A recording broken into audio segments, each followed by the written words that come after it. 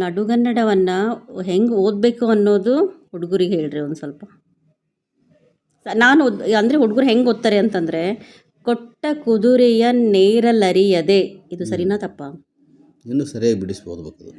ಅದನ್ನು ಬಿಡಿಸಿ ಓದಬೇಕು. ಹೆಂಗೆ ಓದ್ಬೇಕು ಅನ್ನೋದು ಹೇಳ್ರಿ. ಹಾಗೆ ನೋಡಿದರೆ ವಚನ ಸಾಹಿತ್ಯ ಅಥವಾ ವಚನಗಳೇನಿದಾವಲ್ಲ, ನಡುಗನ್ನಡ ಕಾಲಘಟ್ಟದ ಭಾಷೆ ಅದು ಈ ಆಧುನಿಕ ಭಾಷೆಯಷ್ಟೇ ತುಂಬ ಸರಳವಾಗಿರ್ತಕ್ಕಂಥದ್ದು.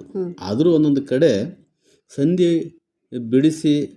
ಸಂಧಿ ಮಾಡಿ ಬಿಡಿಸಿ ಓದಿದ್ರೆ ಅರ್ಥ ಸ್ಪಷ್ಟ ಆಗ್ತದೆ, ಯಾವುದೇ ಒಂದು ಲೈನು. ಇಲ್ಲಿ ಇದೇ ವಚನ ನೋಡಿ, ಕೊಟ್ಟ ಕುದುರೆಯ ನೇರಲರಿಯದೆ, ಇದೇನಾದ್ರೆ ಇದನ್ನು ಹಿಂಗೆ ಓದ್ಬೋದು, ಬಟ್ ಅದು ಸರಿಯಾಗಿ ಅರ್ಥ ಆಗದೆ ಹೋಗ್ಬೋದು. ಕೊಟ್ಟ ಕುದುರೆಯನ್ ಏರಲ್ ಅರಿಯದೆ, ಕೊಟ್ಟ ಕುದುರೆಯನ್ ಏರಲರಿಯದೆ, ಏರಲ್ ಅರಿಯದೆ, ಮತ್ತೊಂದು ಕುದುರೆಯನ್ ಏರ ಬಯಸುವವರು ವೀರರು ಅಲ್ಲ ಧೀರರು ಅಲ್ಲ. ಇಲ್ಲಿಗೆ ಮುಂದಿನ ಸಾಲುಗಳಲ್ಲಿ ಅಷ್ಟು ಕಷ್ಟವಾಗಿರ್ತಕ್ಕಂಥದ್ದು ಏನು ಇಲ್ಲ.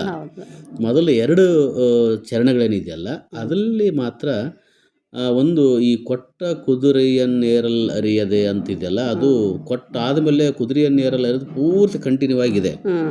ಅದರಲ್ಲಿ ಬಿಡಿಸಿ ಓದಬೇಕು. ಕುದುರೆಯನ್ ಅಂತ ಅಲ್ಲಿ ವ್ಯಂಜನ ಬರ್ತಾನೆ, ಅದರಲ್ಲಿ ಏರಲ್ ಲ ವ್ಯಂಜನ ಬಂದಮೇಲೆ ಮುಂದೆ ಅರಿಯದೆ, ಹಿಂಗ ಕೆಳಗೆ ಕೂಡ ಅದೇ ಕುದುರೆಯನ್ ಅನ್ನುವ ಏರನ್ ಅನ್ನುವ ಚರಣದಲ್ಲಿ